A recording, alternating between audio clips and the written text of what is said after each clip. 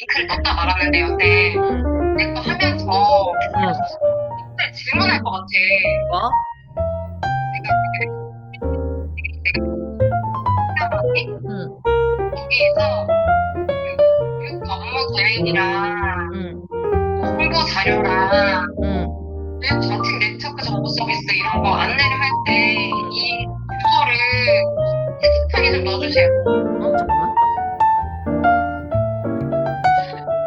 잠깐만. 제가 최근까지 테스트까지만 넣었어. 지금 테스트까지 넣어놓고 다시 설명해줘. 못 들었어. 지금 응. 그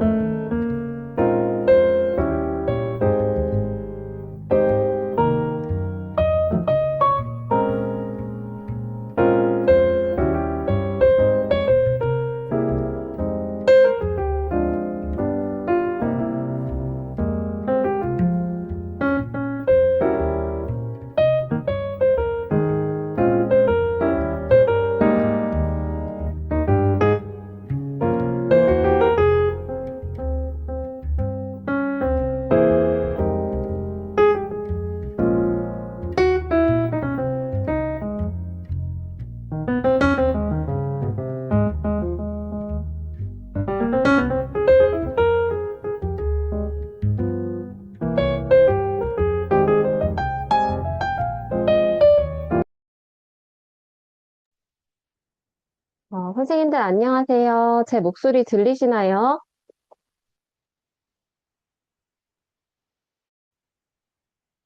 음, 네. 새 학기 적응으로 하루가 어떻게 지나가는지 모를 만큼 바쁘고 정신없는 3월이죠. 이렇게 소중한 시간을 내어 이 자리에 함께 해주셔서 진심으로 감사의 말씀을 드립니다. 이 자리에 오신 선생님들의 시간이 결코 헛되지 않도록 최선을 다해 연수를 진행하도록 하겠습니다. 본격적인 연수에 앞서서 저희가 연구대에 대한 책을 쓰게 된 배경을 먼저 말씀드리겠습니다. 저희는 모두 한 번에 성공한 교사가 아닙니다. 의욕만 앞섰던 첫 보고서는 심사에서 떨어졌고요. 큰맘 먹고 도전한 연구대회는 쓰는 법조차 몰라 헤매이다가 결국 포기 공문을 냈습니다. 나는 정말 연구체들이 아닌가 봐라고 노트북을 끄던 그날 밤 참 막막하고 답답했습니다. 저희가 이 책을 쓰고 연수를 준비한 단 하나의 이유는 우리가 겪은 시행착오를 선생님들이 부디 겪지 않게 하자였습니다. 실패를 해봤기 때문에 친절한 가이드를 만들 수 있었고, 어디서 시작할지, 어느 곳에서 포기하고 싶은지 누구보다 잘 압니다. 거창한 교육 이론보다는 실패의 징검다리를 하나씩 건너오며 깨달은 진짜 팁을 아낌없이 담았습니다. 저희 책이 완벽한 정답이 아닐지는 몰라도 혼자 고민하는 그 막막한 시간을 조금이라도 줄여드리고 싶은 선생님을 응원하는 저희의 마음을 담았습니다. 오늘 연수 진행 목차입니다. 그럼 본격적으로 첫 번째 파트를 시작하도록 하겠습니다.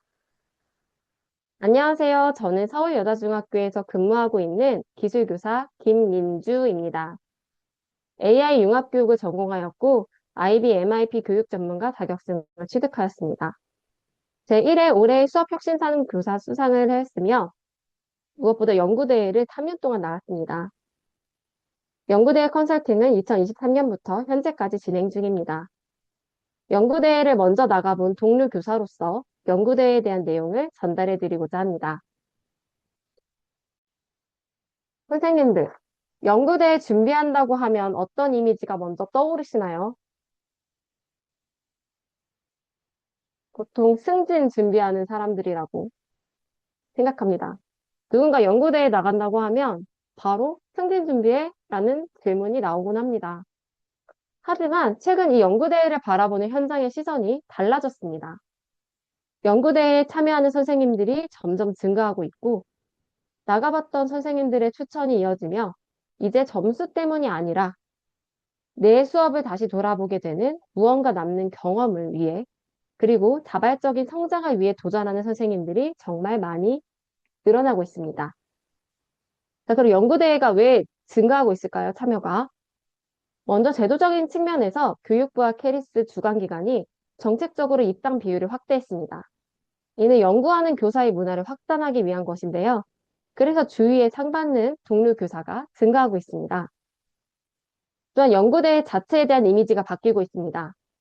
승진 도구가 아닌 나의 수업 전문성을 증명하는 가장 확실한 브랜딩으로 연구대회 본래의 목적을 찾았습니다. 마지막으로 가장 큰 이유일 텐데요.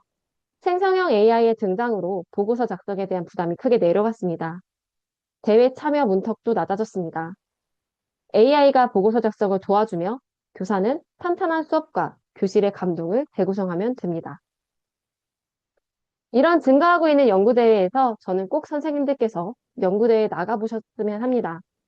한 가지 확실한 건 연구대회 입당 여부가 아니라 완주하고 나면 정말 무언가 무조건 남는다고 말씀드릴 수 있습니다. 한번 나가볼까라는 생각을 해보셨다면 이 연수를 듣고 있는 선생님들이라면 이미 준비가 되었다고 생각합니다. 연구에 대한 설명, 그리고 주제 선정에 대해서 설명해 보도록 하겠습니다. 연구는 특별한 교사가 하는 걸까요? 아닙니다. 우리는 이미 연구자입니다. 교실에 들어서는 순간부터 우리는 연구를 하고 있고 그 과정을 연구라는 이름으로 부르지 않았을 뿐입니다. 학생들의 표정을 관찰하며 목소리 톤을 바꾸고 수업의 방법을 바꾸고 수업 시간 피드백을 계속해서 수정해 갑니다. 이 모든 것들이 연구입니다. 왜 연구가 그러면 어렵다고 느껴질까요? 교실의 수업을 다른 사람이 이해하도록 명확하게 전달해야 합니다. 이 표는 저희 책 내용을 일부 발췌한 것입니다. 우리는 동료교사 선생님들과 흔히 이런 이야기를 합니다. 어떤 수업을 했더니 학생들이 정말 잘 따라왔어요. 분위기가 확 달라졌어요. 하지만 이런 것들은 긍정적이라 느껴질 뿐, 뭐가 얼마나 이런 것들을 전혀 알 수 없습니다. 이런 언어를 연구 언어로 바꿔야 됩니다. 정말 잘 따라왔어요를 학습 참여도로, 분위기가 확 달라졌어요를 긍정적 바라비움도 증가로 말입니다. 교실의 언어를 연구 언어로 바꾸는 순간 선생님들의 수업은 다른 사람들이 이해할 수 있는 수업이 됩니다. 연구대의 목적은 한 교사의 실천이 다른 교사의 수업으로 이어지고 다시 변화와 성장을 거쳐 돌아오는 교육 경험 공유의 장입니다. 선생님들의 수업은 이미 훌륭하십니다. 이제 이것을 연구의 언어로 전달할 차례입니다. 자, 연구를 하겠다고 마음을 먹었다면 이제 어떤 연구대회를 나갈 것인가가 가장 중요합니다. 굉장히 많은 대회가 있는데요. 하지만 저희는 수업혁신 사례 연구대회와 디지털 교육 연구대회, 인성교육 실천 사례 연구 발표 대회 이 세 개의 연구대회에 집중했습니다. 그 이유는 이 대회는 많은 인원수가 확보된 대회입니다. 아무리 1등을 했어도 참여 인원수가 적다면 1등이 3등급이 되는 일이 벌어집니다. 입장 비율 때문입니다. 따라서 참여 인원이 어느 정도 확보되어야 등급이 나옵니다. 또한 교과 수업 시간을 활용하기 좋은 대회이며 수상작들이 많이 공개되어 있어 참고할 자료가 많은 세계 대회를 선정했습니다. 이 QR코드는 저희 저자들이 만든 테스트입니다. 링크 저장해 두셨다가 재미로 나에게 맞는 대회가 어떤 것인지 한번 테스트를 해보면 좋을 것 같습니다. 채팅창에도 저희가 주소를 남겨드리도록 하겠습니다. 자, 그러면 이제 세 가지 대회에 대해서 한 개씩 설명해 볼 건데요. 첫 번째는 수업혁신사례 연구대회입니다. 이 대회의 주관기관은 교육과정평가원입니다. 따라서 교육과정에 추구하는 인간성과 핵심 역량 반영, 참여중심, 과정중심 평가 등 교육과정 총론에 기술된 모든 것을 반영한 충실한 이상적인 수업혁신을 추구합니다. 이 대회에서 강조하는 것은 맞춤형 수업 설계, 과정 중심, 교수 편기 일체화입니다. 이 대회는 저는 처음 출전하시는 선생님들께는 이 대회를 추천을 하는데요. 이 대회는 다른 대회보다 1등급의 확률이 높습니다. 출품작 상위 60% 안에 1등, 2등, 3등급의 비율이 1대 1대 1로 배분되어 있습니다. 따라서 1등급 확률이 다른 대회보다 높으며 초등과 중등이 분리되어 있어 중등 선생님들의 선호도가 높은 대회입니다. 여기 초등 선생님들도 계실 텐데요. 초등 선생님들께서 모르실 수 있지만 중등 선생님들 입장에서는 초등학교의 보고서를 보면 넘사벽이라고 느껴집니다. 대학 때 이런 과정을 수강하나? 라는 생각이 들 정도로 말입니다. 그래서 초등과 중등이 같이 심사되는 대회를 피하시는 분들이 있습니다. 저희가 연수에 대해서 안내를 처음에 잠시 하나만 더 안내를 해드릴 텐데요. 저희가 이번 연수가 책 내용을 기반으로 이루어져 있기 때문에 저작권 문제로 PPT 또는 강의 녹화본을 따로 제공해드리기 힘든 점을 양해 부탁드립니다. 저희 책에 알찬 내용으로 구성되어 있으니까 구매하시면 후회 안 하실 겁니다. 또한 이번에 연수 참여 높으신 분들은 저희 저자팀이 선정해서 책 선물을 드리도록 하겠습니다. 자, 그럼 이어서 수업혁신사례 연구대회 다시 말씀드릴 텐데요. 이 대회는 성장 지원 대회입니다. 따라서 교육부 주관 컨설팅이 연 2회 제공됩니다. 그래서 연구의 방향과 보고서 작성을 체계적으로 지원받을 수 있습니다.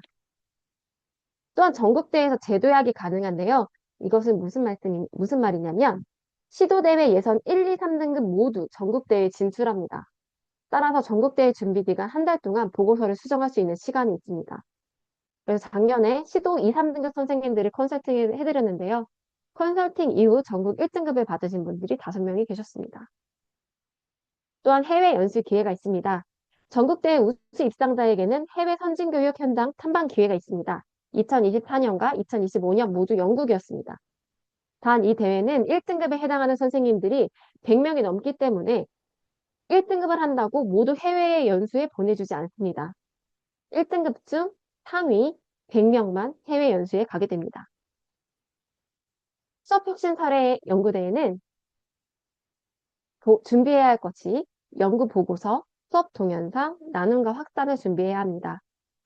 동영상과 보고서가 모두 100점 만점으로 이루어져 있어서 수업 동영상을 잘 계획해서 촬영하셔야 높은 점수를 받을 수 있습니다. 이 동영상 때문에 이 대회를 참여해 꺼리시는 분들도 계십니다. 다음으로 나눔과 확산인데요.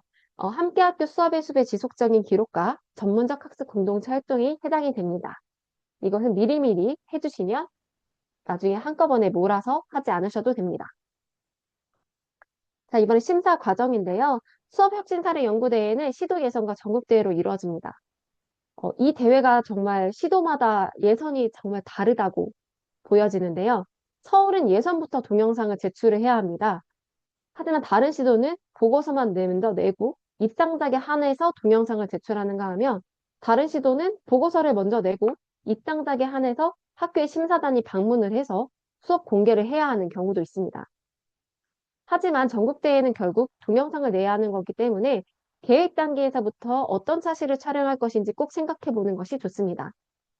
저희 책에 보시면 월별 추천 실행 로드맵이 자세히 되어 있습니다. 두 번째, 디지털 교육 연구대회인데요. 디지털 교육 연구대회는 디지털 교수학습 분과와 교육용 소프트웨어 AI 분과, 디지털 학교 경영 분과 이렇게 세 가지로 나와 있습니다. 작년까지는 AIDT 분과가 있었지만 올해부터는 삭제되고 세 개 분과로 진행이 됩니다. 지금 이 내용은 공문이 이미 2월에 계획서가 시도별로 나와 있습니다. 그리고 3월에 지금 나와 있는 곳이 있는데요. 그래서 공문에서 연구대회라고 쳐보시면 이 내용들이 나와 있습니다. 이 대회는 디지털 도구와 콘텐츠를 활용해 교수학습 방법의 혁신적인 사례를 연구하는 대회로 한국교육학술정보원 캐리스가 주관입니다. 그래서 이 대회의 핵심은 디지털 기술이며 이 기술이 다른 교실에 쉽게 적용이 가능한지 일반화 가능성을 매우 중요하게 평가합니다. 이 대회는 특징이 영상 촬영이 없고요. 그래서 동영상에 부담을 느끼는 선생님들께서 참여를 많이 하십니다. 또 이 대회도 해외 연수 특전이 있습니다. 1등급에만 해당이 됩니다. 또한 전국대회 재도약 가능해서 이것도 수정하면 등급이 바뀌게 됩니다. 하지만 이 대회는 초중등 분과 구분이 없습니다. 그래서 초등과 중등이 같이 통합심사로 이루어지며 최종 출품수 60% 중에 수업혁신연구대회와 달리 1등급 비율이 1등급, 2등급, 3등급이 1대 2대 3 비율로 유지됩니다. 그리고 이거는 다른 대회에 비해 글꼴 규정이 아주 강합니다. 그래서 바탕체로 규정이 되어 있어서 글과 그림, 표 모두 바탕체이기 때문에 보고서를 정말 예쁘게 만들기가 힘들었던 대회였습니다. 디지털 교육 연구대회는 연구 보고서와 데이터를 준비하시면 됩니다. 이 데이터는 연구 데이터인 설문 결과, 산출물 등에 해당이 되며 심사 과정에서 요구할 수 있음이라고 적혀 있습니다. 따라서 드라이브에 저장해 두시는 것을 추천드립니다. 디지털 교육 연구대회는 표절 심사, 이건 연구자 본인이 자체 표절 검사를 하는 거고요. 사전 심사는 형식 심사를 합니다. 여기에서 분량, 블라인드, 글꼴, 컬러 인쇄 등 감점 사항을 심사를 합니다. 서류 심사는 사전 심사 결과서를 참고하여 본 심사가 이루어지며 1등급 대상자들은 시도 예선 연구정보원에서 면접 발표 심사, 전국대회는 캐리스 대구 본사에서 대면 발표 심사가 이루어집니다. 다음으로 인성교육 실천사례 연구 발표 대회인데요. 이 대회는 한국청소년정책연구원이 주관입니다. 따라서 올바른 청소년의 인성 함양에 초점을 둡니다. 인성교육 실천사례 연구 발표 대회 수상작들을 보면 필요성에 감동적인 스토리가 굉장히 많이 있습니다. 이 대회는 인간 본연의 가치와 사회 정서 역량 함양, 지속적인 실천, 활동의 진정성에 핵심을 두고 진행을 합니다. 앞에 두 대회는 2인까지 공동 연구가 가능하지만 이 대회는 1인 1연구가 원칙입니다. 이 연구 또한 초중등 분과가 구분되어 심사를 받습니다. 하지만 제출 편수가 적을 경우 시도에 따라 예선 통합 심사가 이루어지기도 합니다.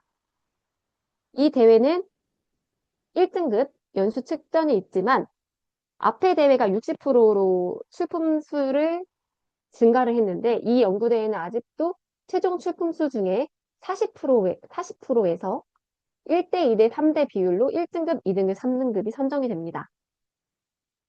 예선 보고서 제출이 9월 제출이라서 세계 대회 중에 가장 늦습니다.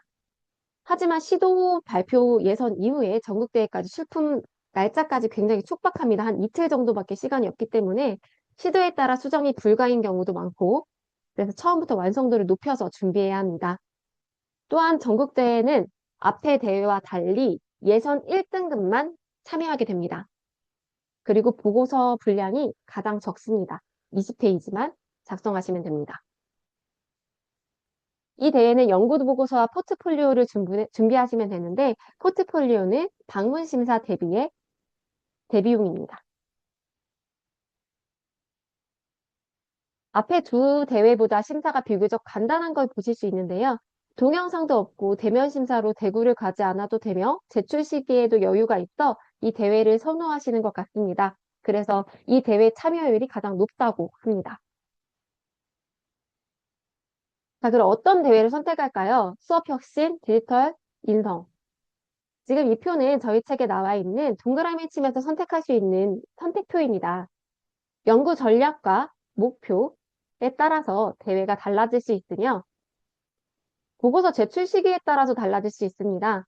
수업혁신 사례 연구대회는 방학 전에 모두가 다 제출해야 됩니다. 따라서 1학기가 정말 바쁩니다. 그래서 정말 정신없는 1학기를 보내실 수 있을 것인데요. 하지만 방학이 있습니다. 뒤에 디지털은 8월, 인성은 9월입니다. 따라서 여름방학에 집중해서 가능한데 이 말은 곧 여름방학이 사라진다는 말과 같습니다. 전국대회 제출 시기로 보면 수업혁신 사례와 디지털은 수정이 가능하고 인성은 수정이 사실상 불가능합니다. 수업혁신과 인성은 초등과 중등이 분리되고 디지털은 통합으로 심사를 받습니다. 동영상 심사는 수업혁신 사례 연구대회에만 있습니다. 대면 심사와 대회 사용, 폰트, 분량에 대한 내용도 선택에서 한번 참고해 보시면 좋겠습니다. 자, 그럼 개인 연구와 공동 연구 중 어떤 것을 할까요? 저는 무조건 개인 연구를 추천드립니다. 처음이라 잘 몰라서 같이 하고 싶다는 생각이 드실 겁니다. 저는 처음일수록 더더욱 혼자를 추천드립니다. 공동 연구라면 공동 연구의 필요성을 좀 증명하셔야 되고요. 정말 잘해서 해외 연수를 갈 때도 한 명만 지원이 돼서 공동 연구 선생님 중 한 명은 자비로 가셔야 합니다. 또한 저희 월별 실행 로드맵은 저희 책에 나와 있고요. 이제 계획서 작성에 대해서 팁을 드릴 건데요. 계획서는 보통 시도교육청마다 다릅니다. 계획서 제출로 신청서를 대체하며 계획서가 부족하다고 신청 접수가 안 되는 것은 아닙니다. 하지만 계획 단계에서 탄탄하게 작성을 한다면 연구가 훨씬 수월합니다. 저희 연구대의 책에는 한글 파일로 QR이 들어가 있습니다. 자, 이것은 수업혁신사례 연구대의 5페이지 이내의 계획서입니다. 수업혁신사례 연구대회는 시도에 따라서 이렇게 1페이지로 받는 시도가 있습니다. 디지털은 오른쪽처럼 간단합니다. 제목만 보통 정하면 됩니다. 인성교육 실천사례 연구 발표대회는 자유 형식이 많으며 계획서를 작성하셔야 합니다. 이 모든 것들은 QR코드로 한글 파일로 제공되어 있으니 이 계획서에 좀 어려움을 느끼시는 분들은 한번 참고해 보시면 좋을 것 같습니다. 그리고 이 계획서를 제출하고 수정사항이 생기신다면 제목 변경은 공문으로 신청서를 보고서 제출 전에 다시 제출하셔야 하며 세부 내용 변경은 수정 범위가 크지 않으면 별도 공문 없이 진행이 가능하지만 자세한 것은 꼭 대회 주관부서 문의 후에 진행하는 것이 좋습니다. 자, 그럼 세 번째, 도대체 연구 주제는 어떻게 선정할 것인가에 대한 내용입니다. 저는 교사가 학생에게 줄 수 있는 가장 큰 선물은 수업이라고 생각합니다. 수업 속에서 학생들이 변화하는 그 순간이 모여 진정한 선물이 된다고 생각합니다. 그래서 주제를 선정하실 때 내가 어떤 수업을 하고 싶다, 나는 어떤 수업을 더 잘 보여줄 수 있을까가 아니라 학생들이 어떻게 성장하길 바라는가, 또 그 변화를 가로막는 걸림돌이 무엇인가라고 이것으로 시작하셔야 됩니다. 제가 2023년 디지털 연구대회에 하고 싶은 수업을 했습니다. 지방소멸에 대한 내용 수업이 너무나 하고 싶었고, 정말 현재 사회에 필요해 보였습니다. 그래서 이렇게 시작하다 보니 보고서를 작성하고 할 때 수업에 억지로 학생들을 껴맞춘다는 느낌을 받았습니다. 연구의 필요성도 내가 가르치는 학생들에게 필요하게 서술되는 것이 아니라 요즘 사회에 필요하다, 요즘 이 문제가 심각하다였습니다. 사실 연구대회 주제를 선정할 때 가장 중요한 것은 내가 가르치는 학생들을 위해서 우리가 항상 수업을 짤 때 고민하는 그것으로부터 시작되어야 합니다. 저희 책에는 이렇게 워크북 형태로 제시되어 있습니다. 그래서 이렇게 선생님들이 끼적끼적 하시면서 생각을 정리해 보실 수 있습니다. 그래서 저의 경우에는 학생들이 어떻게 성장하길 바라는가를 생각했을 때 저는 수업 시간에 모든 학습을 잘했으면 좋겠고 디지털 도구를 잘 사용했으면 좋겠고 함께하는 협력 학습이 의미 있다고 생각했으면 좋겠다였습니다. 버스 탄다고 엄청 이르고 싸우고 이런 일들이 벌어졌거든요. 그랬을 때 교실에서 이 변화를 가로막는 걸림돌을 생각을 해보니 학생들의 수준 차이가 크다였습니다. 디지털 도구는 물론이고 다양한 수준 차이가 있었습니다. 그래서 이를 극복하는 것이 저희의 주제의 시작이었습니다. 자, 그러면 학생이 어떻게 성장했으면 좋겠다와 그것을 방해하는 걸림돌을 발견했다면 이를 해결할 구체적인 방법을 찾아야 할 수 있습니다. 저는 제일 많이 사용했던 것이 SWOT 분석이었습니다. SWOT로 현재 상황을 파악했다면 이제 연구의 큰 그림을 그려보아야 합니다. 나는 어떤 방향으로 이 문제를 해결할 건가? 이것을 정해야 합니다. 그래서 저희 책에는 연구대의 핵심 전략을 분석해 보았습니다. 이건 책에 있는 QR코드에 담긴 내용인데요.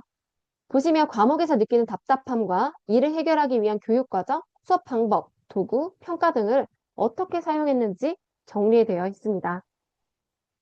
입상작들의 분석을 바탕으로 선생님들이 적용할 수 있는 전략들을 정리해 보면 됩니다. 그리고 이 것들을 한 문장으로 정리하게 되면 연구의 주제가 정리됩니다. 이것이 제목의 시작입니다. 또한 내가 생각한 연구의 주제가 정말 연구 주제가 되는 것인지 확인하면 좋습니다. 교육 트렌드를 반영하는 것인데요. 트렌드를 반영하고 나면 나의 수업이 현재 교육이 요구하는 방향 속에서 타당한지, 왜 필요한지를 분명하게 설명하실 수 있게 됩니다. 첫 번째 트렌드 반영은 2022 개정 교육과정입니다. 연구대회는 교육과정 안에서 이루어지는 연구입니다. 따라서 교육과정 총론 주요 내용을 보시면서 연구 주제 설정에 필요한 기본 방향들을 잡으실 수 있습니다. 개정 교육과정이 추구하는 방향, 인간상, 핵심 역량, 교육과정 설계 원칙, 수업 설계 원칙, 평가 설계 원칙을 보시면 내 연구의 방향과 타당성을 점검하실 수 있습니다. 두 번째로 저는 교육부 홈페이지 홍보 자료를 보시면 좋은데요. 저는 주로 카드뉴스를 봅니다. 카드뉴스에는 그 해에 필요한 이슈와 정책에 대한 안내를 넘어서 즉시 적용 가능한 구체적인 팁이 함께 제시되어 있습니다. 이것은 제가 그때 당시에 검색했던 자기주도 학습 관련된 내용입니다. 이렇게 정서 조절, 인지 조절, 동기 조절을 이렇게 도와줘야 되며 이런 전략이 있다라고 나와 있었습니다. 세 번째로는 교육정책 네트워크 정보센터입니다. 교육정책 네트워크 정보센터를 검색해 보시면 이곳에는 월간 교육정책 포럼이라는 곳이 있으며 단행본 자료실에 다양한 글들이 있습니다. 특히 이슈가 되는 것들에 대한 전문가 의견이 쉽게 정리되어 있어서 꼭 읽어보시면 좋겠습니다. 최근 글을 보니 AI 시대를 위한 핵심 역량 교육에 대해 한양대 교수님이 쓴 글 포럼이 있습니다. 전문가 글을 읽으면서 나와 비슷한 부분과 다른 부분들을 생각해 보시면 좋을 것 같습니다. 네 번째는 교육부 주요 업무 계획인데요. 교육부 주요 업무 계획은 한 해의 교육 정책의 우선순위와 추진하는 방향을 제시하는 교육의 청사진입니다. 주요 업무 계획을 근거로 활용하는 것은 선생님들의 연구가 정책 흐름과 시대적 요구에 부합함을 입증하는 가장 확실한 방법이라고 할 수 있습니다. 자, 마지막으로 네 분야의 세부 계획입니다. 주요 업무 계획이 거시적 방향을 제시하는 밑그림이라면 교육부 담당 부서와 시도교육청에서 수립하는 종합계획, 기본계획, 추진계획은 이를 실천 과제와 지원 사업으로 구체화한 실행 매뉴얼에 해당이 됩니다. 저는 이 단계에서 저는 이런 문서를 찾아보았고, 발견한 키워드는 공동체형 인성, 상대 핵심 가치와 6가지 덕목, 사회정서 교육 등의 키워드를 발견했습니다. 또한 제가 연구를 하면서 예산을 확보할 수 있는 사업들을 발견하였고, 그래서 제 연구의 적용은 이제 사회 좋은 우리 반을 공동체형 인성 함양으로 사회정서 교육 기반 실천 중심 인성교육 프로그램을 하나의 과제로 이렇게 선정할 수 있습니다. 자, 트렌드를 찾았다면 내 연구의 주제를 확장할 때 이 단어로 대체를 하시면 됩니다.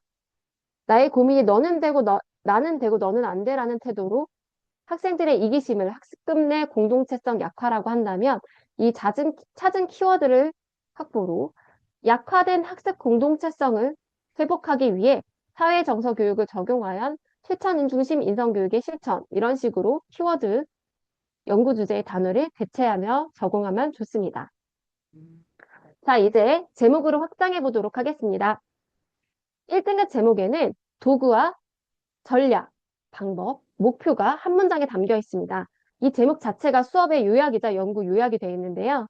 자, 이 제목을 보시면 제목에 도구와 사용한 전략, 목표가 다 담겨져 있습니다.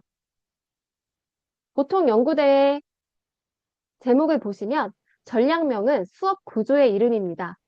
수업 단계를 담거나 핵심 활동을 엮어서 수업의 구조를 압축적으로 보여줍니다.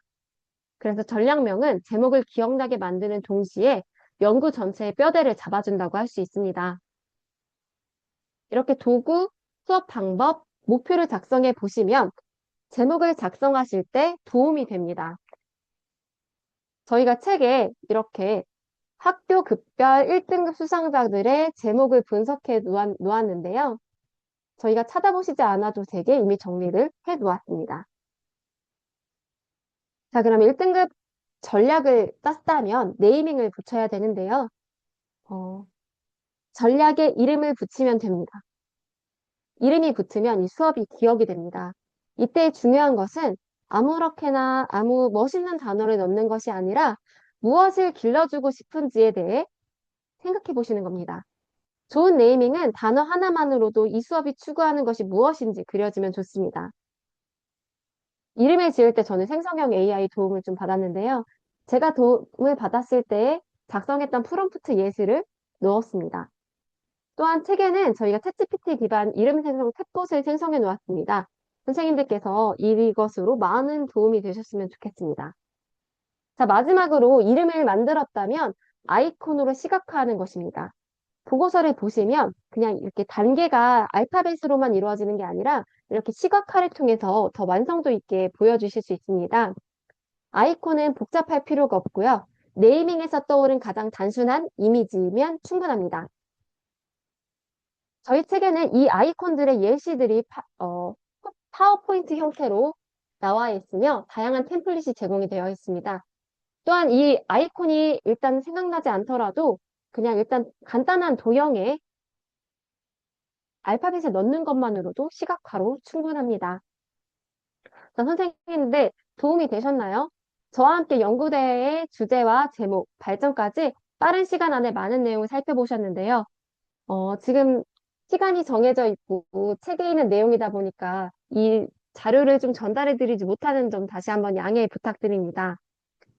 하지만 저희 책에 정말 자세하게 설명이 되어 있으니 정말 꼭 한번 보셨으면 좋겠습니다. 다음으로 박정빈 선생님께서 이어서 연수를 진행해 주시도록 하겠습니다.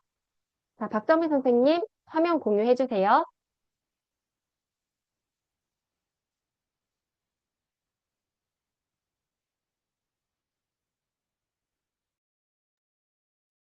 네, 선생님들 만나서 반갑습니다. 이어받은 박정미라고 합니다. 화면 공유 잘 되고 있으신가요?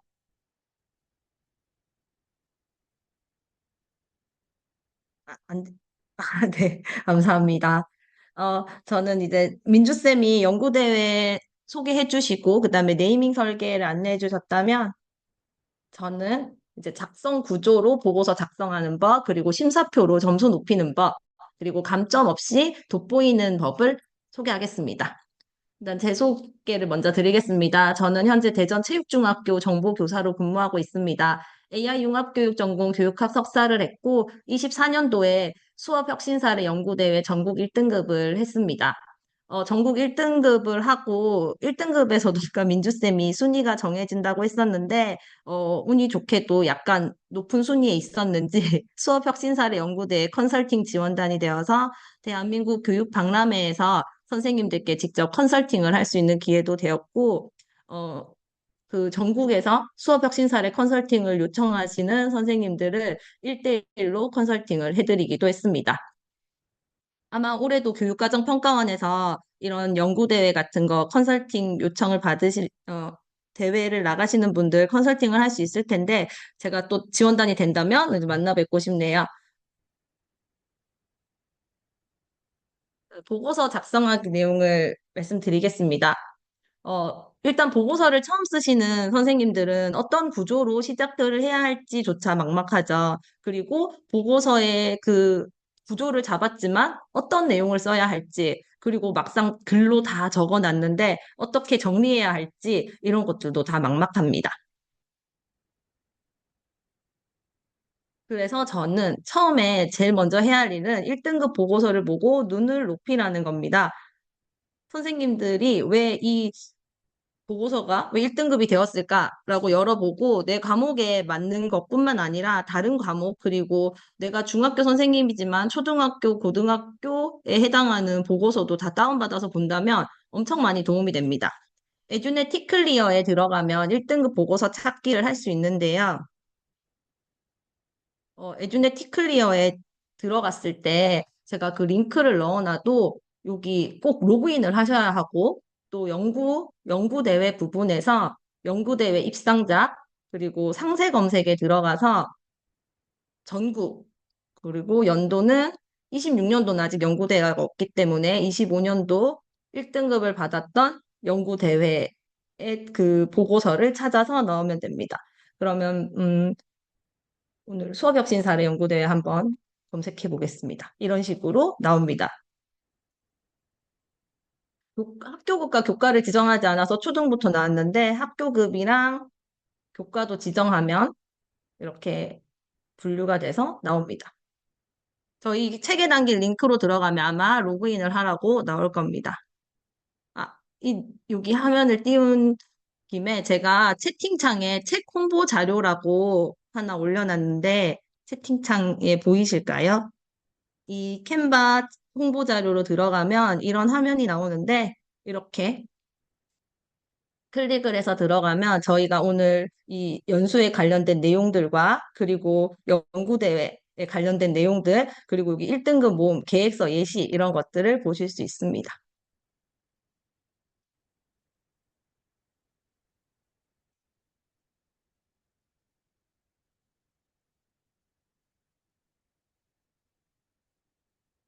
이어서 하겠습니다.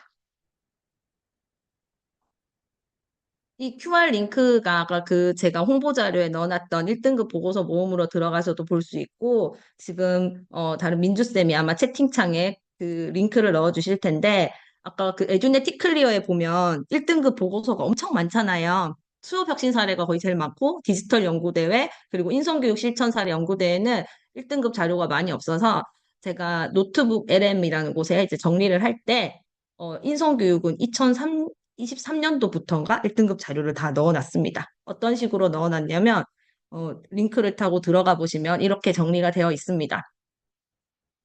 25년, 24년 디지털 연구대회 1등급 보고서를 넣어놓은 모습인데 이거를 넣어놓고 노트북 LM에서 보고서 형식으로 선생님들이 원하는 방식으로 정리를 하고 1등급 보고서의 내용들을 분석할 수 있습니다. 저는 이런 식으로 분석을 했었습니다.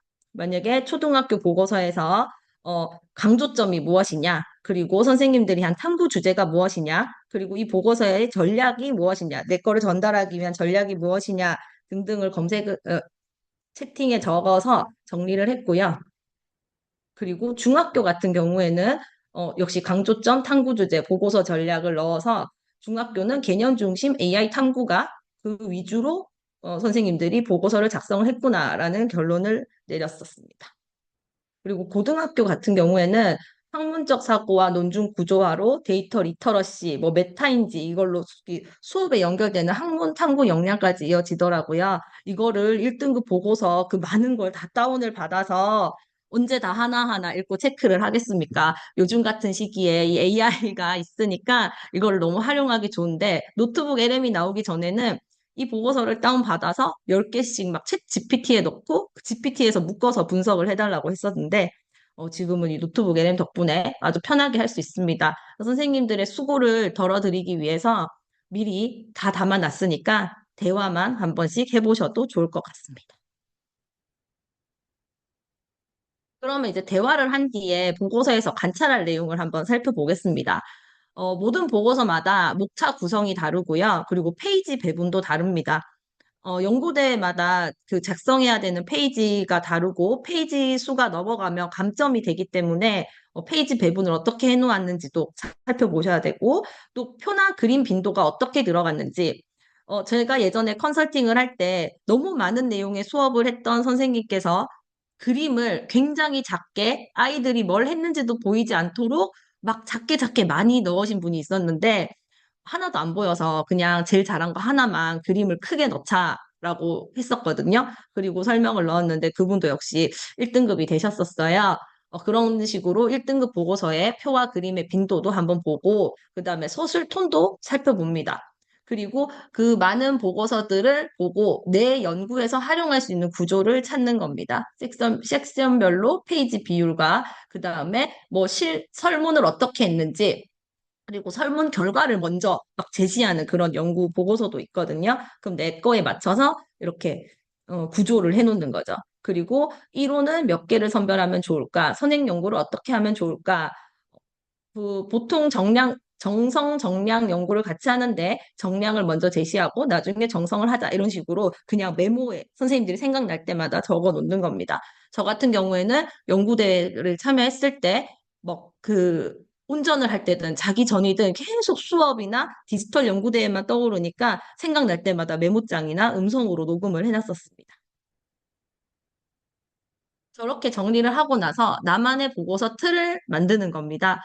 책에 담긴 내용은 저나 민주쌤이 그 보고서를 작성했던 기준이 담겨 있지만 저희도 이 보고서를 쓸 때 그동안에 1등급 했던 보고서들을 굉장히 많이 분석을 했거든요. 그 분석한 내용으로 나름 책에서 이제 정리를 한 겁니다. 보통은 연구의 시작, 준비, 설계, 실천, 결론 순서로 갑니다. 물론 이 이름이 달라질 수도 있어요. 도입 이런 식으로 시작하는 분들도 있습니다. 연구의 시작에는 연구의 필요성, 목적, 용어 정리가 들어가고 준비에는 이론적 배경, 선행 연구 분석, 그리고 학생 실태 분석, 아까 민주쌤이 계속 얘기해준 SWOT 분석 같은 것들이 들어갑니다.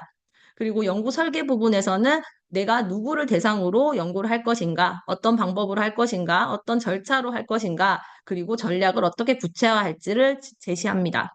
그리고 연구 실천 부분이 내가 실제로 수업을 하거나 디지털 연구를 했던 부분, 그리고 인성 사례를 연구를 했던 부분이 담깁니다.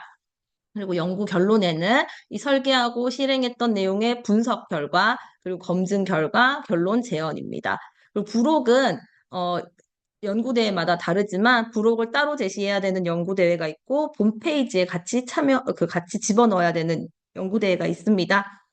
뒤에 그 뒤에 다시 살펴보겠습니다. 지금 채팅창에 질문이 들어왔는데 이게 책을 기반으로 하는 연수다 보니까 저작권 문제 때문에 강의 자료가 공유가 안 되는데 지금 그 녹화가 되고 있어서 나중에 녹화 자료가 공유가 될 수 있는지 한번 확인해 보도록 하겠습니다. 그러면 대회마다 강조하는 부분을 체크해서 내용을 정리를 해보았는데요. 일단 수업 혁신 사례에서는 수업 실천, 교수 평기 일체화와 교과 역량, 2022 개정교육과정 역량이 담겨야 돼서 뭐 실천 부분에 이 내용을 꼭 서술해주고 결과 부분에서는 교과 역량의 변화, 학생의 변화를 꼭 중심으로 작성해야겠다. 이런 것도 다 체크를 해놓으면 좋습니다. 디지털 연구대에는 도구의 선정 근거, 내가 패들렛을 썼으면 그냥 이 패들렛을 써서 애들 걸 정리했다가 아니라 왜 패들렛을 썼는지에 관한 내용이 들어가면 좋습니다. 그리고 연구의 실천에서는 도구 활용, 학생 변화에 이 도구를 활용했을 때 이 학생이 어떻게 변화했고, 뭐 이 AI를 활용했을 때 학생의 질문 수준이 어떻게 높아졌고에 관한 내용을 실천에 담아두면 좋습니다.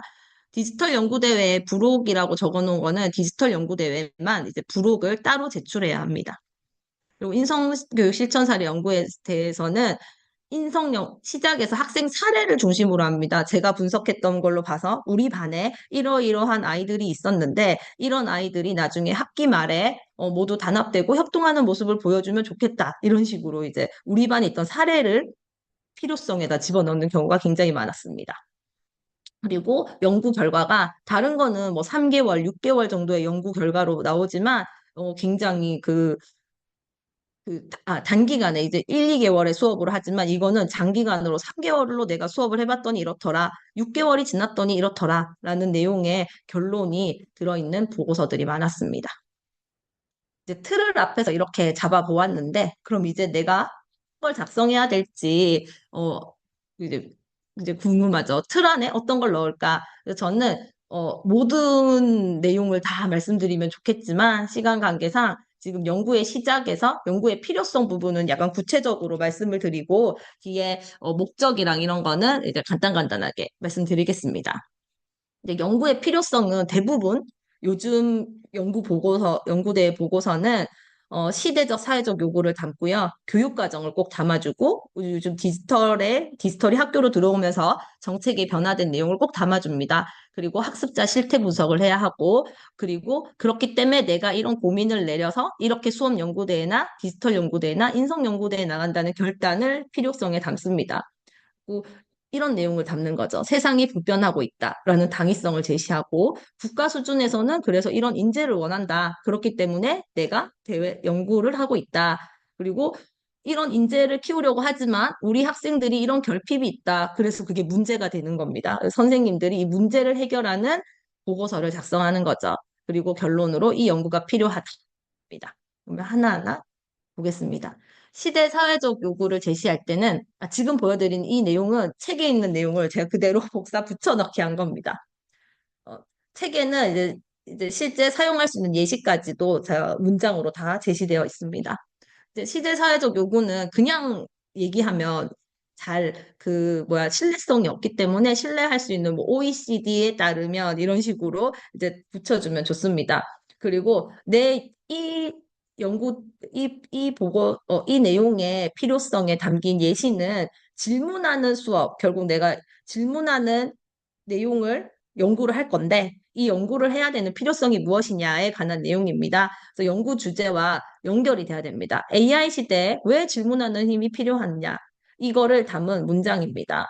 AI 시대에 이렇게 변동성, 불확실성, 복잡성, 모호성 시대가 도래했는데 2030년까지 직업의 63%가 사라질 것이라고 했고 AI가 정답을 제공하는 시대일수록 인간이 질문하는 힘, 프롬프트가 더 인간을 살게 하는 핵심 생존 역량임을 강조하고 있다.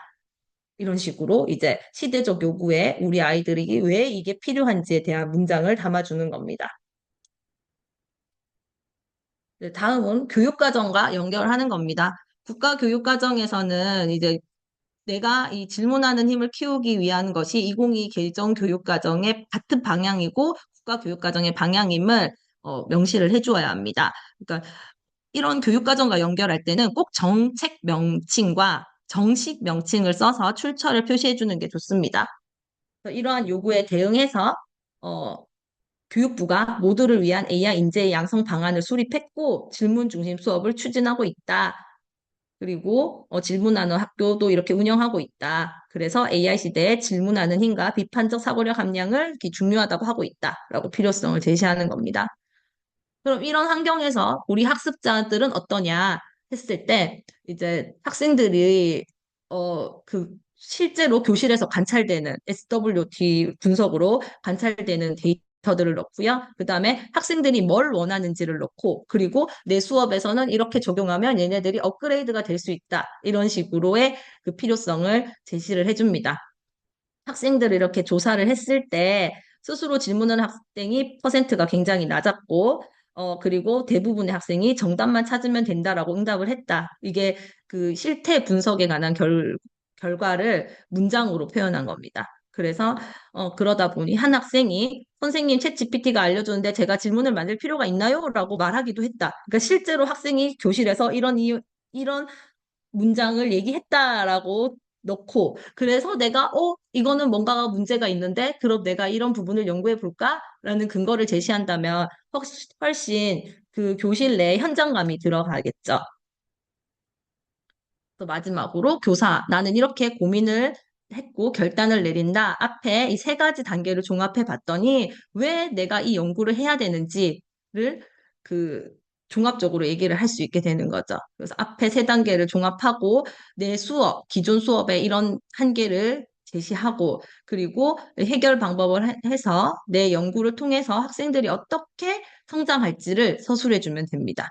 결론은 이 연구는 필요하다라는 걸 마지막에 꼭 강조를 해주면 되겠습니다. 급변하는 시대 속에서 질문하는 힘과 학습자 주도성이 강조되고 있는데 실제 우리 학생들은 AI 의존하고 학습 무기력을 겪고 있다. 에듀테크를 도입하면서 학생 참여가 증가했지만 질문한 태도는 변하지 않았다. 그렇기 때문에 우리는 스파크 질문 전략을 활용한 AI 기반 질문 중심 수업 모델을 개발해서 결론으로 우리가 원하는 질문하는 힘과 비판적 사고력, 자기주도적 학습자를 성장시키고자 한다. 이게 이제 필요성의 마지막 문장이 됩니다. 이런 식으로 우리 책에서는 연구의 시작에서 이런 필요성을 담고 이러한 문장으로 서술을 해라, 이런 방법으로 해라라는 내용을 다 안내를 하고 있습니다. 그럼 연구의 필요성을 잡았으니까 필요성에 해당하는 목적을 세우는 거죠. 필요성이 세 개였으니 세 개에 해당하는 목적을 쓰는데 책에는 이렇게 손으로 직접 작성해 볼 수 있는 워크북을 다 제공을 하고 있습니다. 그리고 그 목적에 맞춰서 이제 용어를 정리를 해야 합니다. 용어를 정리할 때 저는 이 부분을 꼭 말씀드리고 싶어서 했는데 개발한 모형의 정리하기에 아까 제가 스파크 수업을 통한이라고 했잖아요. 그러면 심사하는 사람이나 보고서를 처음 보는 사람은 스파크라는 게 뭔지 몰라요. 그렇기 때문에 꼭 스파크는 내가 왜 만들었는지에 대한 용어 정리를 해줍니다. 개발한 모형의 전략의 용어 정리. 그리고 학생이 도달하고자 하는 목표 역량을 이렇게 역량에 관한 용어 정리, 그리고 핵심 교육 요소, 뭐 이게 피지컬 모두 다 알고 있겠지만 내가 피지컬 도구를 쓴다 이런 용어를 정리를 해주면 좋습니다. 그리고 용어 정리에 이어서 이론적 배경과 선행 연구 분석, 실태 분석도 모두 필요성에 따라서 제시를 해주면 되는데 이런 이론적 배경 같은 거는 너무너무 길게 그 모든 사이트나 어떤 연구 문헌을 봐도 길게 제시가 되어 있어요. 근데 실제로 선생님들이 보고서를 작성해 보면 그 분량의 제한을 굉장히 많이 받습니다. 그래서 이런 문장보다는 표의 형태로 정리를 하면 더 좋다라는 것도 이렇게 다 담겨 있습니다. 선행 연구 분석을 통해서 실태 분석 방향성의 예시까지도 이제 다 제공을 해드리고 있습니다. 그럼 구조로 이제 할 때 이 부분은 제가 또 QR로 담은 이유가 양적 검증은 개인이 제작한 설문 도구로는 타당도에 문제가 있기 때문에 뭐 T 검증이라던가 실제로 다른 곳에서 다른 사람들이 만들어서 타당성을 인정받은 질문지를 사용하면 좋고요. 질적 연구 방법은 수치로 분석하기 어려운 내용들에 관한 학생들 산출물을 캡처를 해서 넣으면 좋습니다. 지금 이 QR에 들어가 보시면 이런 내용이 담겨 있습니다. T검정이 도대체 뭔지 모르겠다 하시는 분들을 위해서 T검정이 뭔지에 대한 설명이 들어가 있고, 그리고 이 인성검사지 예시는 그 인성연구대회 나가시는 분들이 많이 사용하시는 검사지래요. 그래서 담아봤는데, 이 인성 검사지에 있는 설문 문항을 그대로 사용하면 참 좋겠지만 내 연구와 안 맞을 수도 있잖아요. 그럼 문항을 조금 더 변형을 시키고 싶을 수도 있습니다. 근데 문항을 변형시키면 타당도 확보를 다시 해야 하거든요. 이 책에서 타당도 확보 방법도 만약에 내가 설문 문항을 변경했을 때 타당도 확보 방법을 어떻게 하면 되는지 이런 내용도 같이 다 전달을 해드리고 있습니다. 그럼 이제 연구의 앞에 그 연구 방법 대상 다 했으면 이제 실천 과제를 구성합니다. 과제 1, 2, 3은 이거는 꼭 정해진 건 아닌데 보통 과제 1에는 기반 조성, 그리고 과제 2에는 내가 어떻게 적용했는지, 과제 3에는 이게 일반화시키고 어떻게 확산했는지가 담기게 됩니다. 그럼 연구의 필요성에 따라서 내가 어떻게 교실을 기반 조성하고 어떻게 적용하고 어떻게 일반화할지를 정했으면 그게 차례대로 목적, 실천, 연구 결론으로 이어져야 됩니다. 목적이 개발, 그런 프로그램 설계 개발로 실천한 내용, 결론은 개발 결과 정리. 두 번째는 효과 확인이 목적이면 프로그램 적용해서 효과 정리. 마지막은 확산 방안에서 내가 이 교과를 융합해보고 다른 선생님께 연수를 해서 다른 선생님 사용해봤더니 정말 좋더라. 이런 식으로 이제 일반화 확산한 내용을 결론으로 작성해 주어야 합니다. 그럼 연구 설계 부분은 책에 어떻게 담겨 있냐면, 이렇게 자료 개발을 한다는 내용이 이제 실천 과제 1, 2, 3으로 어떻게 제시하면 되는지 예시가 되어 있고요. 다음 페이지에는 이 실천 과제 1을 어떻게 나누는지 또 제시되어 있습니다. 실천 과제 1이 환경 및 기반 조성에는 이런 내용을 담아주세요. 연구 수행의 환경. 그러니까 저는 정보 선생님이다 보니 컴퓨터실이 어떻고 컴퓨터 개수가 어떻고 그리고 우리 컴퓨터실에서는 패드를 떻게 사용을 할 수가 있고 이 수업에서는 학생들이 컴퓨터나 패드 없이 하는 수업이 들어갑니다. 이런 식으로 환경을 표현을 해줍니다. 그리고 내 수업에 담긴 교육과정 분석. 그리고 교육과정은 보통 재구성을 하죠. 융합을 하거나 다른 실생활 융합에 관한 내용들, 그리고 내가 왜 이걸 융합했는지에 대한 타당성을 제시를 해줍니다. 그리고 수업 모형 개발로 이러한 환경에서 이러한 재구성을 해서 내가 이런 모형을 개발을 했고 어떻게 사용을 할지에 대한 내용이 어, 처음 실천 과제인 이 모형 전략에서 들어가는 것. 이런 식으로 작성하면 좋다라는 작성 예시와 문장까지도 이제 책에 다 담겨 있습니다. 하나만 보자면 이제 다수의 학생이 사전 학습 결과를 봤더니 다수 학생이 내가 도달하고자 하는 성취 기준을 단편적으로 이해하고 있다. 그래서 실생활에 적용하는데 어려움을 보였기 때문에 내가 성취 기준 달성을 위해서 이런 신장한 것을 목표로 설계했다. 이런 식으로 문장을 쓰면 좋다. 실천 내용 작성 부분에 다 안내를 해놓았습니다. 그럼 이제 결론 부분에서 실천을 하고 실천 내용을 작성한 후 결론을 도달할 때는 아까 말씀드린 양적 검증과 질적 검증을 같이 사용하면 좋습니다.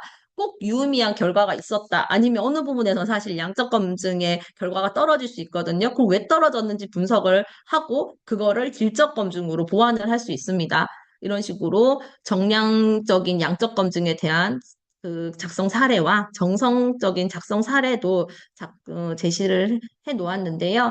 양적 검증은 통계적으로 유의미하게 보이는 걸로 작성을 하고, 근데 학생들이 당연히 역량 같은 게 통계적으로 항상 했겠죠? 그런데 실제로 우리 교실에서는 수치로 측정하기 어려운 부분들이 굉장히 많잖아요. 애들이랑 대화를 해봤더니, 옆에 친구를 잘 도와주지 않던 애가 내가 이런 인성 수업을 했더니 막 도움을 주는 그런 아이가 된 거예요. 그런 거는 점수로 판단을 하기가 어렵기 때문에 그 아이와 인터뷰한 내용, 그 아이의 성찰 일지 같은 것들을 다 캡처를 해둬서 넣어주면 좋습니다. 제가 요즘에 이 에듀테크를 많이 사용하는 이유가 종이로 정리를 하면 스캔을 뜨고 힘든데 요즘 에듀테크를 활용하니까 그 아이들의 일지 같은 거를 미리 스캔 뜰 필요 없이 저장되어 있는 거 캡처만 해서 넣으면 되니까 너무너무 좋더라고요.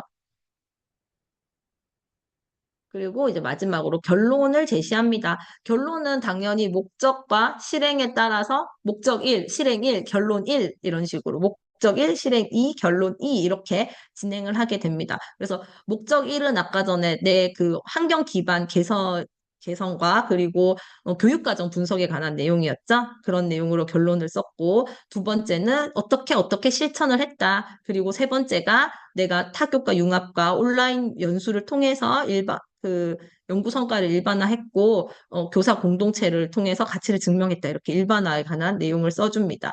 그리고 재연에서는 연구에서 미처 다루지 못한 한계점을 인정하고 다음에는 이렇게 이렇게 더 추가로 연구를 하겠다라는 내용을 작성을 해주면 됩니다.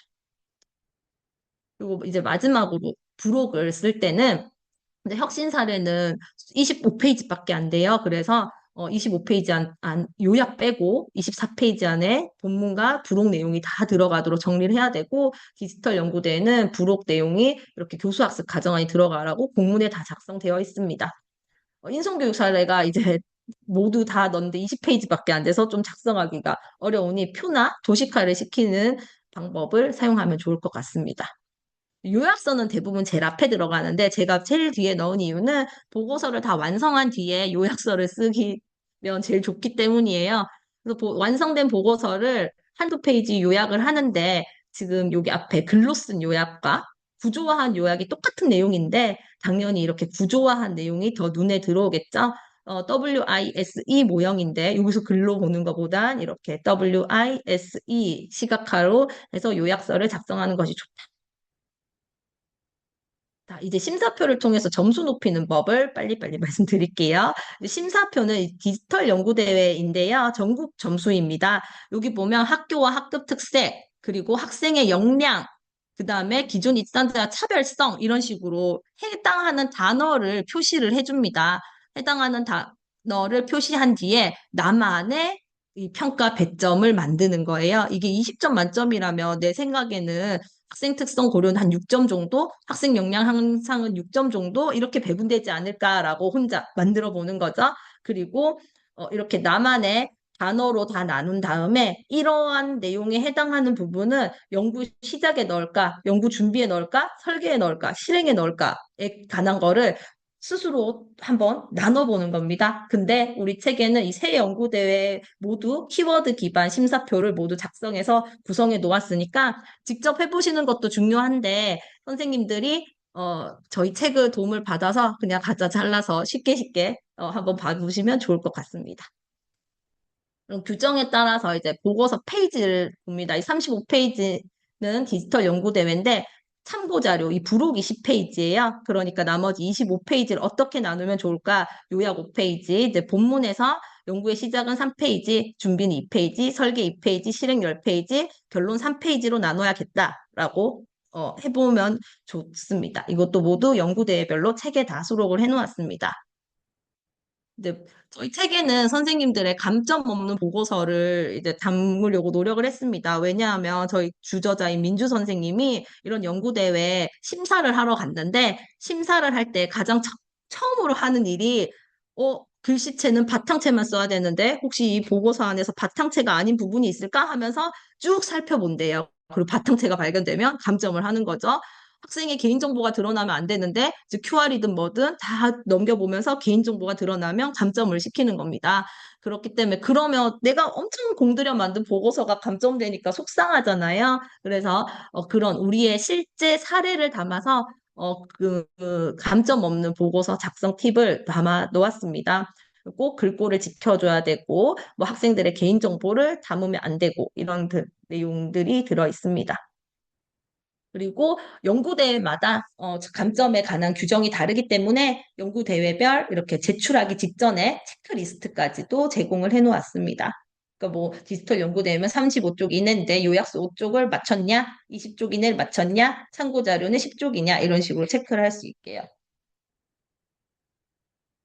네, 이렇게 저희가 감점 없는 보고서 작성 팁까지 제가 이렇게 전달을 드렸는데, 너무 빠른 시간에 많은 내용을 담으려고 하다 보니까 핵심만 전달을 하고 싶어서, 잘 전달이 되었는지 모르겠습니다. 선생님들 지금 이제 저희가 끝날 시간이 한 10분 정도밖에 안 남아서 들으시면서 궁금한 점이 있으시면 바로바로 글 올려주시면 저랑 민주쌤이 계속 답변을 드리도록 하겠습니다. 이제 마지막으로 10분은 우리 동훈쌤이 마무리를 해주실 겁니다. 동훈 쌤 계신가요? 네, 여기 있습니다. 네, 네. 화면 공유해 주시면 되겠습니다. 네. 정미쌤 화면 내려주시면 제가 바로 공유하겠습니다.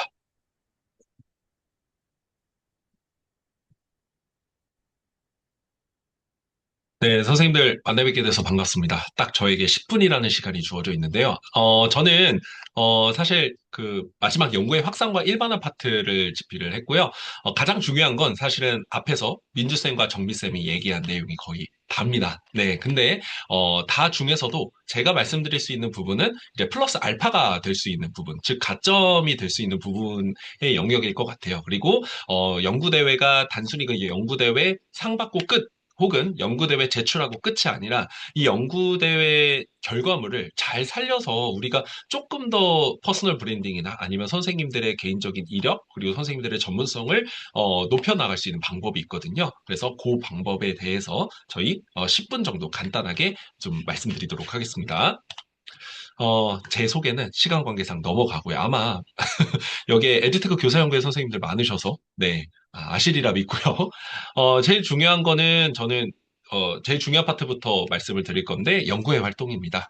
제가 지금 운영하고 있는 에듀테크 교사연구회 같은 경우에, 에듀테크를 활용해서 이제 수업과 학급 운영, 그리고 행정 업무 효율화 및 효과성 제고를 위해서, 모여서 같이 함께 연구하고 개발하고 또 함께 뭐 해커톤 대회와 같은 이런 행사들을 개최하는 모임이고요. 이런 모임들을 통해서 선생님들과의 시너지, 그리고 여러 가지 성과물들을 같이 공유하고 나누는데 목적을 갖고 있습니다. 그래서 혹시나 관심 있으신 선생님들 같은 경우에는 여기 QR코드로 스캔하시면 들어오실 수가 있습니다. 저는 연구의 확산 파트를 총 네가지로 나눴는데요. 연수 강의 파트, 자료 개발 파트, 네. 그 다음에 연구의 대학원 파트, 그 다음에 퍼스널 브랜딩 플랫폼, 운영, 이렇게 네가지로 나눴어요. 물론 더 다른 종류들이 있을 수 있겠지만, 크게 네가지 부류에서 선생님들이 한 꼭지씩만 좀 수행해 주셔도 충분히 선생님들의 연구 성과들이 여러 가지로 확산될 수가 있습니다. 그래서 차례차례 간단하게 소개해 드려보도록 하겠습니다.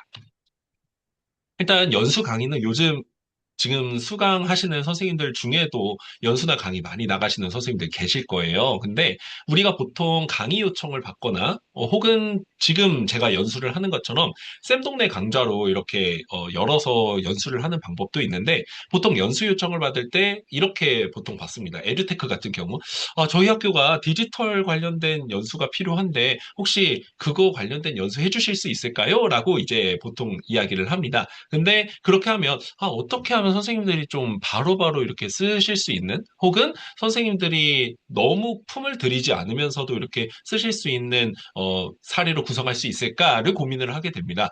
근데 그때 좀 저는 선생님들이 한 꼭지 정도는 선생님들이 실제 연구하셨던 내용을 사례로 구성하셨으면 좋겠어요.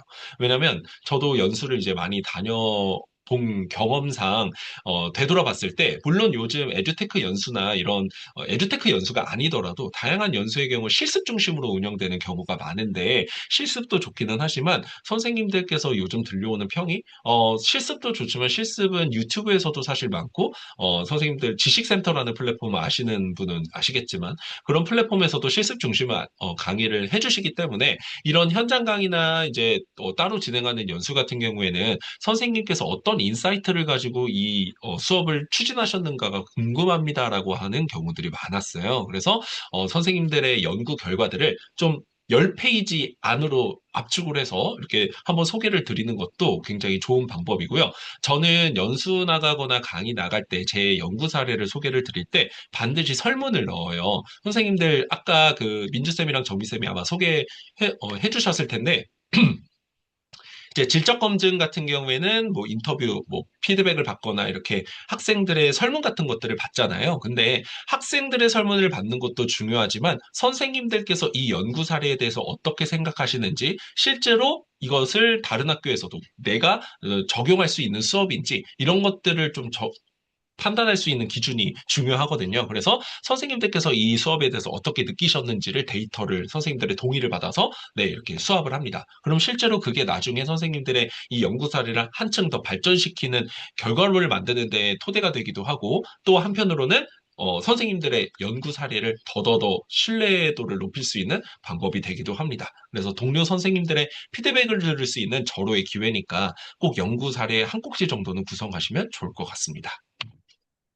그리고 자료 개발이나 공모전, 단행본과 같은 방식으로 선생님들의 현장 연구를 이제 스피노프 형식으로 이제 그 가지를 뻗어나가는 방법들이 있는데요.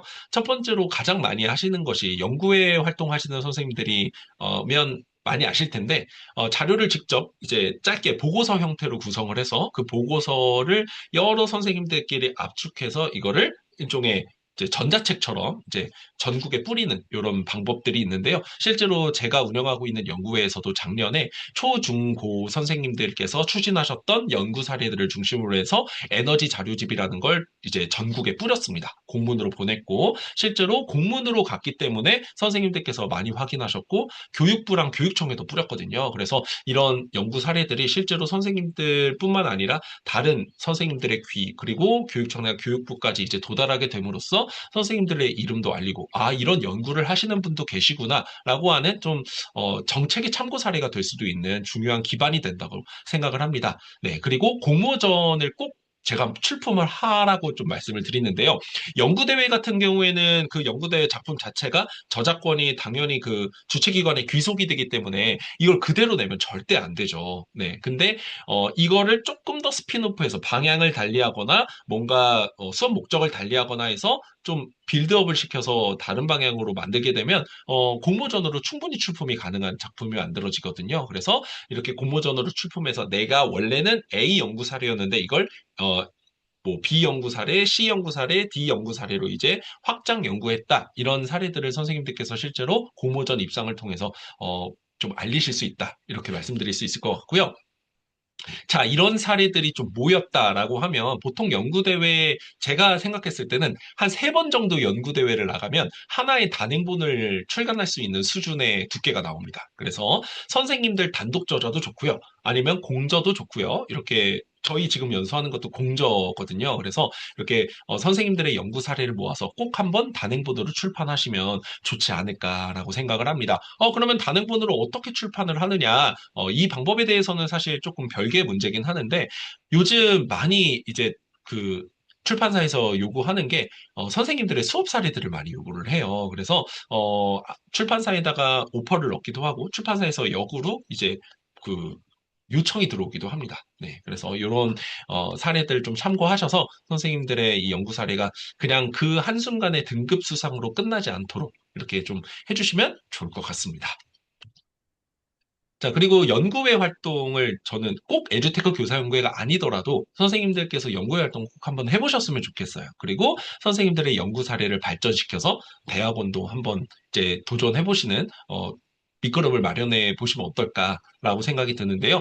연구회 활동 같은 경우에는 제가 예상치 못했던 다양한 인사이트들을 얻을 수 있는 기회가 되고요. 심지어는 연구회 안에서 이제 연구대회를 같이 나갈 수 있는 동지들을 만나기도 해요. 뭐, 같은 교과가 아니더라도 서로 학교급이 다르더라도 서로, 그, 동일한 관심사가 있다면 그 연구 사례를 모아서 실제로 연구대회로 나가시는 선생님들도 계시거든요. 그래서 한번 연구회 활동은 그 알아보시면 좋을 것 같고요. 대학원 같은 경우 실제 저도 같은 사례인데요. 제가 그 올해가 이제 6년 차에 접어들었거든요. 제가 2021년에 발령을 받아서 올해가 이제 6년 차입니다. 근데 제가 첫 해 때, 그러니까 21년에 준비를 해서 22년, 2년 차 때 첫 연구대회를 나갔어요. 인성 연구대회였거든요. 근데 그 인성 연구대회에서 감사하게도 1등급 수상 후보자 이거 그 심사하는 거에 이제 선정이 돼가지고 이제 면접까지 봤었는데 아쉽게도 2등급을 수상하기는 했지만 그때 좀 느꼈던 아쉬움이나 아니면 제가 조금 더 요령이 있었다라면 내 연구대회 작품을 조금 이렇게 발전시킬 수 있었을 텐데 라고 하는 부분을 실제 대학원에 진학해서 더 연구를 발전시켰어요. 그래서 저는 이제 메타버스를 활용한 역사 수업에 좀 관심이 많아서 이 메타버스 활용한 역사 수업에 관련된 논문을 작성을 해서 이번에 우수 논문상을 수상을 하게 됐습니다. 그래서 실제로 선생님들의 연구 사례가 하나로 끝나지 않고 선생님들의 학위 그리고 나아가서 다른 선생님들과의 시너지를 만들 수 있는 커뮤니티에까지 영향을 미칠 수 있다라는 거를 좀 인지해 주셨으면 좋을 것 같습니다. 이제 끝으로 가는데요. 마지막입니다. 퍼스널 브랜딩 플랫폼이라고 하니까 선생님들께서 뭔 브랜딩이야, 교사가. 이렇게 생각하실 수는 있는데, 이 퍼스널 브랜딩이 사실 기업에서 많이 쓰는 용어예요. 근데, 저는 이거를 조금 교육 현장에 맞춰서 티처스 셀프 브랜딩이라고 부릅니다. TSB라고 부르는데, 그러니까 우리는 교사잖아요. 교사의 교사로서 교사를 위한 가치를 높이는 과정과 결과물들. 자, 이거를 조금 더 쉽게 말하면 선생님들의 연구대회 준비 과정이 되겠죠. 그 준비 과정들을 선생님들께서 편하신 SNS 플랫폼에다가 좀 핵심은 노출되지 않도록 그 치열한 과정들을 좀 기록으로 꾸준히 남겨주시면 좋을 것 같아요. 네. 지금 질문을 해주셨는데요. 김상린 선생님께서 출품했다가 탈락한 작품의 프로그램을 다시 활용해도 좋나요? 네, 뭐, 지금 표절 관련된 이제 이야기가 나오는데, 제가 지금 말씀드리려고 하는 게 사실 표절 관련된 부분이기도 해요. 실제로 선생님들께서 그런 경우가 있으시거든요. 내 연구 사례를 꾸준히 남기기 위해서 블로그에다가 모든 사례를 다 씁니다. 자, 근데 이거는 위험성이 있어요. 두 가지가 있죠. 첫 번째, 다른 사람이 나의 연구 사례를 그대로 베끼게 될 확률이 높습니다. 자, 그리고 두 번째, 블로그는 카피킬러에 걸립니다. 네, 선생님들. 그래서 오히려 내가 연구 사례를 출품했는데 내가 블로그에 남긴 기록들 때문에 이게 자기 표절이 되는 경우가 있어요. 그래서 저 같은 경우에는 연구대회를 출품할 때 블로그가 안 걸렸었거든요. 근데 지금은 걸립니다. 그래서 어떻게 하냐면 노션 페이지를 활용하시는 것을 추천드려요. 네, 노션 페이지에 기록을 남기면 노션은 아직까지 못 잡거든요. 그래서 선생님들께서 기록 남긴 것들을 꾸준히 이제 출품하실 때까지 이제 마련을 하신 다음에 등급을 나중에 수상하시고 나서 이것들을 좀 오픈하시면 선생님들의 이력이 될 뿐만 아니라 다른 곳에서도 또 연락을 줍니다. 그래서 저도 실제로 제가 연구했던 사례들을 꾸준히 기록에 남겨서 나중에 EBS에서도 연락도 오고 이렇게 했었거든요. 그래서 이런 선생님들의 가치를 높이는 이런 작업들이 연구 대회로부터 출발할 수 있다라는 것을 좀 마지막으로 말씀을 드리고 싶었습니다. 네. 그래서 사실 오늘 저한테 주어진 시간이 딱 10분이기 때문에 약간 겉핥기식으로 이제 전체적으로 중요한 부분들을 좀 짚어드리긴 했지만 자세한 연구의 확산과 일반화 그 실천 방법들, 구체적인 팁 이런 것들을 제가 1등급 연구대회 실전 가이드 책에 다 담아놨어요. 그래서 선생님들 혹시나 아직 구입하지 않으신 선생님들 계시면 제가 써서가 아니라 저희가 써서가 아니라 주변에 사실 선물로도 많이 들었거든요. 저희 동료 선생님들께도 드렸는데 그냥 입 바른 소리가 아니라 이거 진짜 핵심 정리가 너무 잘 돼 있다라고 되게 호평을 많이 받았어요. 그만큼 저희도 열심히 고민해서 쓴 책이니까 딱 한 번쯤 정도는 같이 읽어주시면 좋지 않을까라는 생각을 갖고 있습니다. 네, 그래서 오늘 선생님들 이 귀한 시간을 내어주신 선생님들께 그래도 조금이나마 좀 보답의 차원에서 저희가 책을 좀 보내드리고 싶어서 근데 지금 계신 거의 70분 가까운 선생님들께 다 보내드릴 수는 없으니까 저희가 한 4분 정도 골라가지고 보내드리려고 하거든요. 그래서 저희도 이제 시간을 내서 이제 연수를 하는 강사로서 느끼는 가장 큰 보람은 선생님들의 후기입니다. 네, 그래서 오늘 연수 끝나고 쌤동네 혹은 선생님들의 블로그 후기 혹은 인스타그램 후기 셋 중에 하나만 선택해 주시면 되거든요. 그 셋 중에 하나를 선택해서 후기를 구체적으로 남겨주시는 총 4분의 선생님께 제가 책을 직접 보내드리도록 하겠습니다. 쌤동네 후기는 제가 직접 확인할 수 있고요. 블로그나 인스타그램이 편하신 선생님들 같은 경우에는요. 제가 채팅창에 제 카카오톡 아이디를 넣어놨어요. 그리고 인스타그램 하시는 선생님들께서는요. 네, 여기로 지금 인스타그램 제 아이디도 넣어놨거든요. 여기로 DM을 주시거나 카카오톡으로 선생님들 올린 그 후기 링크를 보내주시면 제가 선생님들 중에 가장 구체적으로 남기신 분을 확인해서 제가 빠른 시일 내로 책을 보내드리도록 하겠습니다. 네, 그래서 선생님들께서 혹시 책 구입이 좀 부담스러우시면 이런 방법들을 활용하시면 좋을 것 같다라고 마지막으로 말씀드립니다. 네, 선생님들 이제 연수를 마무리하려고 하거든요. 오늘 딱 1시간 10분 정도 되는 이 짧은 마이크로 강의였지만 두 분의 앞서 말씀해주신 민주쌤과 정미쌤 그리고 제가 말씀드린 연수 사례가 조금이나마 선생님들께 도움이 되기를 진심으로 기원하도록 하겠습니다. 저희 내일 모레 혹시 오늘 이번 주가 학부모 총회 기간이잖아요. 혹시나 오늘 실시간으로 듣는데 좀 놓치신 선생님들 계시면 금요일 날 같은 내용으로 강의가 진행되니까 금요일 날 또 한 번 신청해서 들어주시면 좋을 것 같습니다. 선생님들 오늘 고생 많이 하셨고 함께 해주셔서 진심으로 감사드립니다. 다음에 더 좋은 연수로 찾아뵙도록 하겠습니다. 감사합니다. 조심히 들어가세요.